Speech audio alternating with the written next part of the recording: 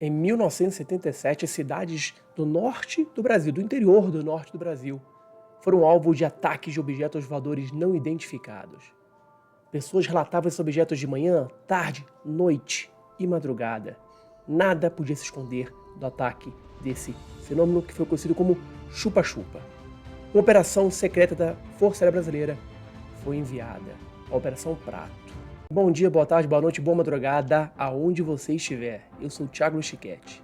Sejam bem-vindos ao canal Desvendando Mistérios.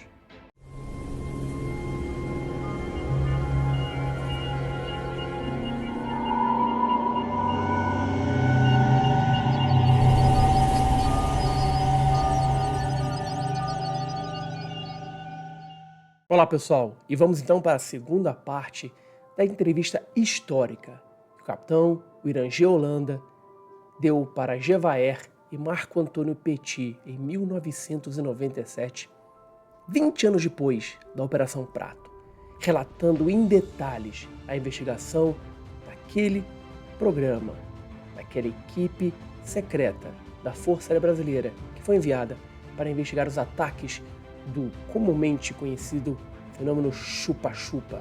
A Operação Prato ficou mundialmente conhecida. E você vai ouvir mais sobre ela e essa investigação na segunda parte dessa entrevista incrível e histórica que o coronel Irangê Holanda deu para Gevaer e Marco Antônio Petit. Mas antes, não se esqueça de se inscrever no canal. Marque também o lembrete, que é aquele sininho, para você não perder nunca nenhum vídeo novo. Não esqueça também de dar o like nas centenas de vídeos do canal. E comente também, eu quero saber a sua opinião. E compartilhe o canal. Vamos chegar, talvez, a 20 mil inscritos até o final do ano. Eu conto com a sua ajuda.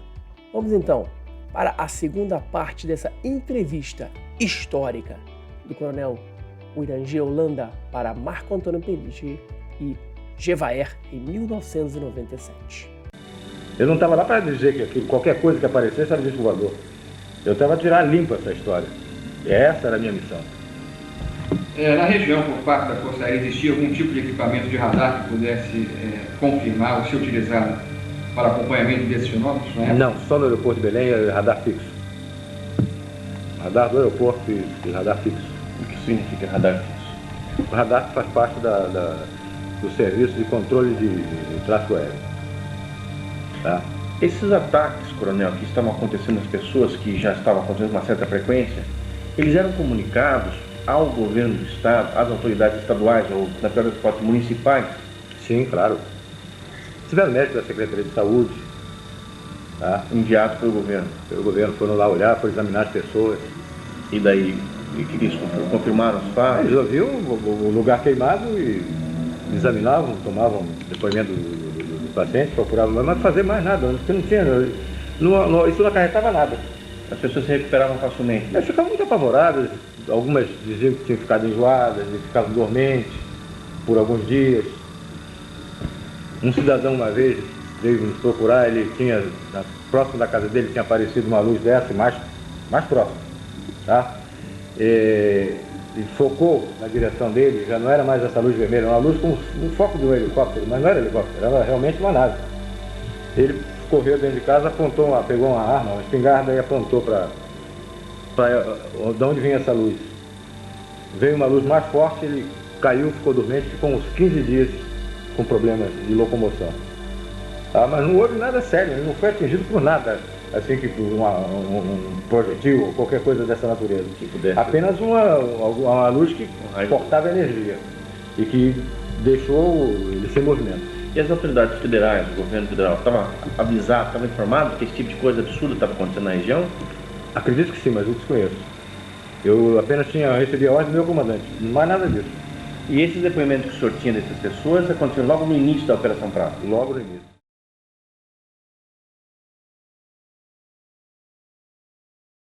Quando foi que o senhor teve o seu primeiro grande contato? Veja bem, nós estamos tivemos a informação de que na Ilha do Mosqueiro, tá, num lugar chamado Baía do Sol, a Ilha do Mosqueiro é uma balneário de Belém. Tá? E na Baía do Sol estavam acontecendo coisas. Baía do Sol é muito próximo de Colares. É uma outra ilha. Colares é uma ilha e a Ilha do Mosqueiro é outra. Tem o canal da Laura entre a Baía do Sol, entre a Ilha do Mosqueiro e a Ilha de Colares. É quase que se vê Colares da ilha, lá da Baía do Sol. Mas que lá estavam acontecendo coisas. Nós, como estávamos investigando tudo e qualquer indício era pesquisado, nós nos deslocamos para a Baía do Sol. Eu sempre era questionado pelos agentes que tinham mais fé do que eu de que aquilo estava acontecendo, porque quando eu cheguei eu já peguei o bonde andando. Eu te disse que eu estava em Brasília, quando eu voltei é que me passaram essa missão. Tá? Ele disse, mas o capitão, o senhor não acredita não? Eu disse, não, para mim não. Para mim isso alguma coisa que eu ainda preciso saber o que é. Dizer para você que é disco voador, eu nunca vi um disco, eu vi luz. Eu não vi disco. Então para mim isso não é disco voador, não é prova que eu fique satisfeito. Eu estou vendo coisas estranhas, mas não posso lhe dizer o que é. E um deles, o suboficial Flávio, ele até brincou comigo, o senhor não quer que essa coisa dê uma volta em cima do senhor, acenda a luz, faça tudo, faça uma voltazinha em cima do senhor, um passeio, só para o senhor acreditar. Eu digo, mas seria interessante isso. Já fica difícil uma luz dessa fortuita, uma coisa que pode ser uma coruja, ela adivinhar que você está brincando desse jeito. E, por coincidência, na Baía do Sol aconteceu isso. Nós estávamos conversando e... Que dia foi, senhor tem? Mais ou menos novembro, outubro, novembro, foi logo no início da operação. 77, né? 77, Apareceu uma luz, tá? Veio de norte, no sentido norte-sul, na nossa direção, a média altura, tá? E realmente quando chegou, ela se deteve e fez um círculo em torno, depois foi embora. Aí eu levei uma gozada da turma, do sargento, chegou, e agora, cara? Eu disse, não sei, ainda não vi. Tá? A luz era de que jeito? Você, sabe essa solda de metal? Maçarico? Não, solda elétrica. Quando era menino, os caras soldavam um trilho de bonde, fica aquele troço que a gente não consegue enxergar, tá? Um brilho azul, forte. Era isso. Um brilho dessa natureza, azul, muito azul. Mas dava para se ver, não se via forma, se via luz. Vocês fotografaram esse objeto? Fotografamos, levamos um baile de 2 meses. Não saía nada. A gente enchia o quadro da fotografia, via, eu estava vendo a luz forte, fotografava, pô, agora vai sair. Não saía nada. Não vimos nada. Quando a gente pegava o negativo, não tinha nada ali. Várias vezes aconteceu isso? Várias. Nós levamos um samba de 2 meses. Até que aconteceu uma coincidência. Eu acho que coincidência não existe, mas aí foi um fato inusitado. Eu estava analisando e muito triste, muito chateado, porque eu não conseguia imprimir aquelas imagens na emulsão fotográfica. E na minha mesa tinha uma lanterna que eu usava em operações de selva. Estava lá, nem sei porquê, porque talvez eu estivesse revisando do equipamento de selva, fazendo manutenção dele, e a lanterna estava em cima da minha mesa. E eu estava olhando os filmes, os negativos. Vendo que não aparecia nada? Nada. Eu olhando muito triste, pô, a gente encheu o quadro e não apareceu nada. Eu observei que a lanterna, ela tinha lá, numa extremidade, ela tinha uma lanterna normal. Na outra extremidade, a outra ponta, ela tinha uma capa vermelha, que servia para sinalização em selva, tá? Uma sinalização vermelha. Como você bota um sinal no carro, né? Fica aquela luzinha vermelha. Se você tirasse aquela capa, ela tinha uma tampa, ela tinha um vidro fosco. Eu olhei aquilo e me lembrei que os médicos examinam as radiografias no radioscópio, que é um quadro opaco, com luz por trás, e eles colocam a chapa radiográfica ali para examinarem, para ver o contraste de luz e sombra, né? E eu olhei e disse, pô, eu estou com um radioscópio aqui, eu nem sei se é esse o nome que chamam esses aparelhos médicos, mas eu peguei uma fita um filme e coloquei ali. E observei que tinha um ponto, tinha um objeto. Eu não estava procurando nenhuma marca, nenhum objeto. Eu estava procurando luz, e luz eu não via. E observei que tinha realmente um cilindrozinho. Em todo o filme tinha aquele cilindro. Então eu tinha conseguido imprimir a parte sólida daquele avistamento e não a luz. E não a luz, por uma questão de comprimento de onda, eu não sei porquê, a luz não impressionava aquele filme. Mas a parte sólida, a sonda, que depois a gente veio concluir que seria uma sonda, era um cilindro, tá? Aquilo estava impresso ali. E não estava procurando cilindro, eu estava procurando luz. Eu ficava muito triste, que não via luz nenhuma. Tinha que ficar muito claro aquele filme, né? Vocês fizeram muitas fotografias? Fizemos muitas fotografias. Mais de 500. Quantas fotos de UFOs foram feitas? Quase todas tinham 500? 500. E eram todas catalogadas? Eu guardava aquilo, eu estava até muito triste, porque aqueles rolos de filme ficavam na minha frente, eu ficava olhando, pô, 2 meses quase de trabalho e não consegui nada. Não saía luz nenhuma naquilo ali. Eu estava procurando ver o que eu, no negativo, o que eu tinha visto. E não aparecia. Então, depois nós fomos olhar com curiosidade e fomos ampliar, passamos para o laboratório para ampliar aquilo. Realmente era a sonda que estava ali. Era a sonda? Era uma sonda. E depois que a gente estava com dificuldade já nessa parte técnica fotográfica, eu tinha um irmão da maçonaria chamado Milton Mendonça, já faleceu. Ele era cinegrafista da TV Liberal e era esperto em fotografia.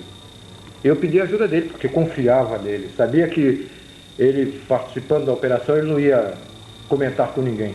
Eu tinha absoluta segurança de que o assunto ia ficar restrito ao nosso grupo. Informei o meu comandante de que eu estava com dificuldade na parte técnica de fotografia e pedi essa ajuda ele autorizou. E o Milton, algumas vezes, esteve conosco e sempre auxiliava. Nós passamos a usar fios especiais. Fios infravermelho, ultravioleta, eu não sei se o nome certo é esse, tá? Mas passamos a usar fios especiais. Pedimos a Brasília e eles mandaram esse filme para nós. E o resultado passou a ser? Bem melhor. Objetos grandes? Já passamos a ver alguma coisa, filme, a luz e outras formas que a gente nem imaginava que pudéssemos impressionar a emoção com essas formas. Esses objetos vistos, qual era o padrão mais comum quanto à forma? Ou quais padrões apareciam e foram constatados por vocês? No início nós vimos o que todo mundo falava, inclusive o padre Alfredo Delaó, já morreu também, padre americano, que era o pároco lá de Colares. Ele me falava de uma sonda que ele tinha visto várias vezes, era como se fosse, e mais ou menos do tamanho de um tambor de óleo de 200 litros. Essa sonda voava com um voo irregular, ela não tinha um voo seguro, ela voava como se estivesse balançando. E emitia luz. E às vezes andava uma ou duas juntas. Saía de onde? Ia para onde? De repente a gente via a luz e ela vinha em cima normalmente em cima da equipe.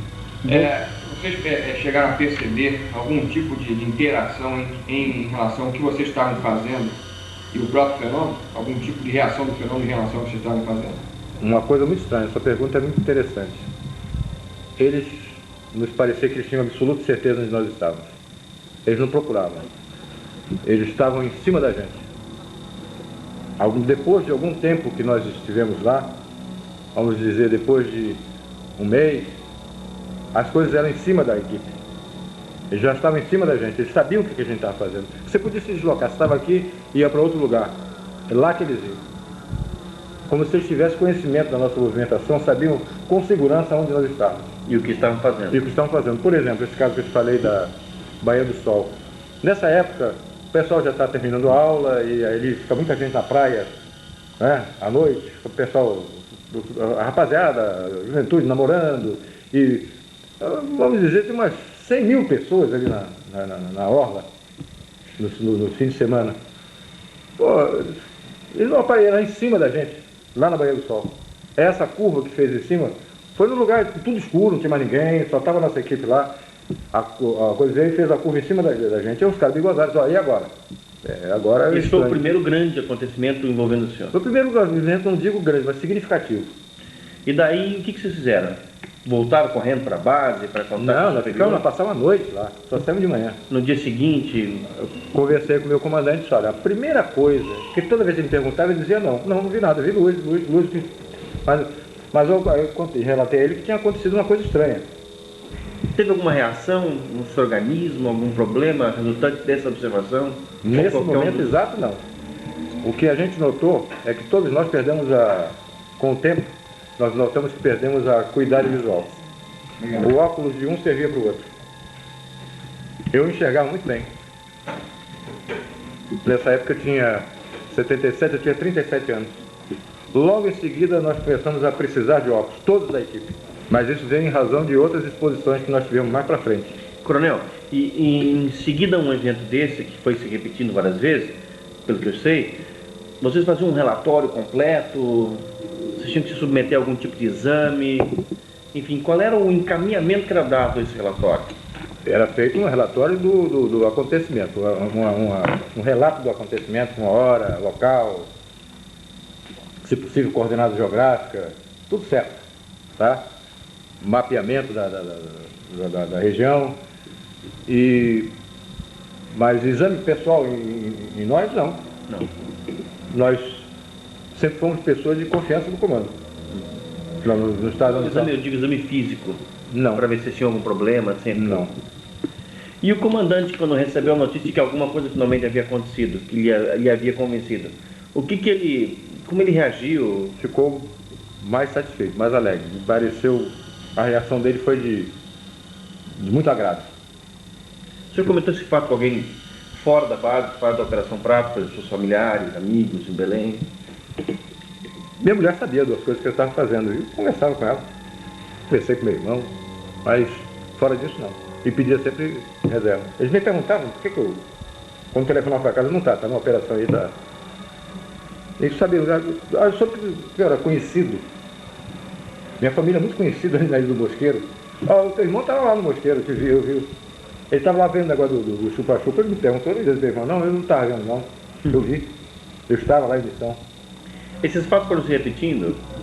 Novas observações grandes? O que mais o senhor se lembra para nos contar? Bom, como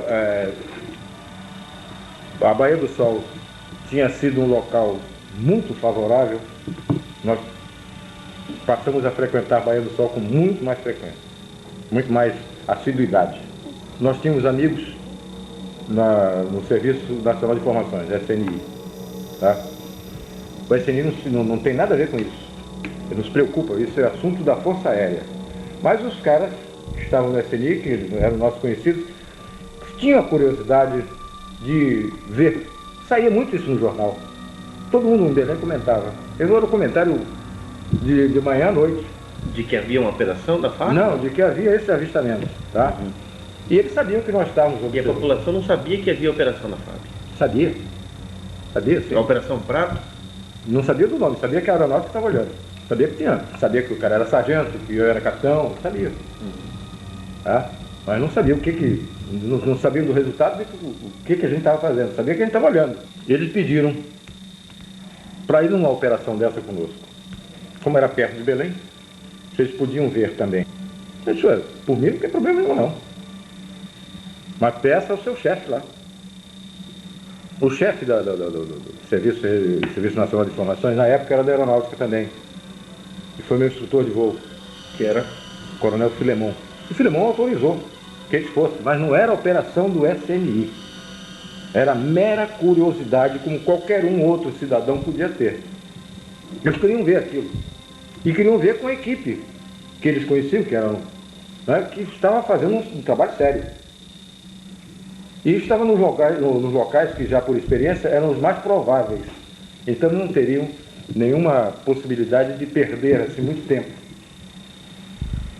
Eles foram, marquei, foi interessante isso que meus filhos tinham pedido para comprar uma árvore de Natal pequena. Eu tinha uma árvore montada grande em casa, mas eles queriam para eles uma pequenininha, coisa de criança.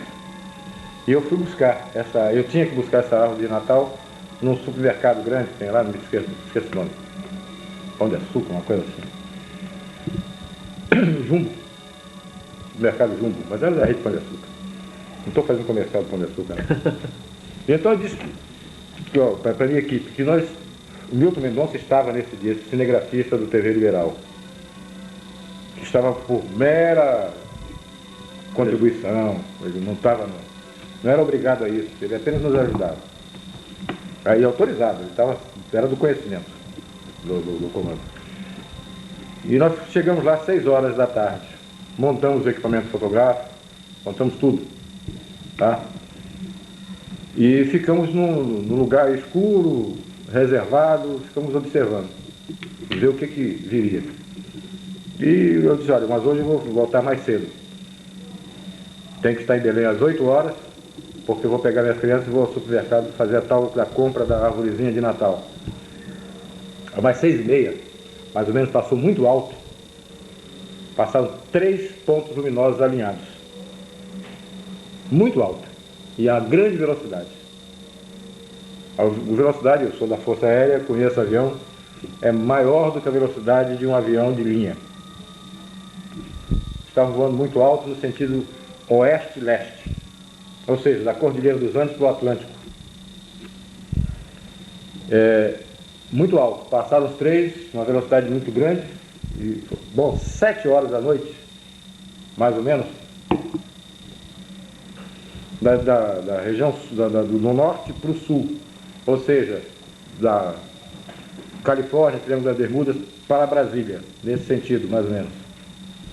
Passaram 2 objetos, 2 luzes, piscando, alinhadas também, uma atrás da outra. Passaram no sentido norte-sul. Esperamos mais um pouco, começamos a desmontar, e o pessoal do FNI não chegava. Esses amigos não chegavam. Eu não podia esperar. Então nós começamos a desmontar o equipamento, guardar nas caixas e colocar no carro. Quando eles chegaram e perguntaram, eu até brinquei com eles, foi que houve? Marquei 6 horas, vocês chegaram 7 e pouco. Aí disseram, tinha um problema na saída e tal, coisas de trânsito. E eu disse, aí ele fez uma pergunta idiota, um deles me fez uma pergunta idiota. Ele disse, olha, passou agora, se vocês estivessem aqui comigo, 6h30 passaram 3 luzes muito altas, mas vocês teriam visto. E às 7 horas, de novo. Mas agora eu estou indo embora. Aí ele perguntou, e que horas passa a outra? Eu digo, eu não sei, isso não é bom de pôr. Não é? Que hora passa? Perguntou, ele fez a pergunta idiota. E que hora passa a outra? Eu digo, eu vou saber, pô. Fica aqui como eu fico a noite inteira, olhando para cima. Tá? Mas quando nós estamos conversando isso, um deles disse, olha aqui, em cima. Olha para cima, nós olhamos. Aí o herói brasileiro tremeu nas calças, porque eu olhei e tinha um troço enorme em cima da gente, um disco preto, escuro, parado em cima da gente. Não estava mais de 150 metros de altura. Ele estava parado em cima de onde nós estávamos. Sem luzes, não, tinha uma luz, ruído. Tinha uma luz no meio, tá? Amarela para âmbar, tá? E fazia um barulho assim de ar-condicionado. E alguma vez assim, aparecia esse barulho de bicicleta, aquela catraca de bicicleta. Fazia um barulho assim como se fosse uma catraca de bicicleta quando você pedala ao contrário. Tá? Aquele troço parado com aquela luz no meio. Mas uma coisa muito grande. Eu acredito que uns 30 metros de diâmetro. Tá? Aquele troço parado em cima da gente. Nós ficamos olhando e logo em seguida começou a emitir uma luz amarela muito forte. Que clareava o chão.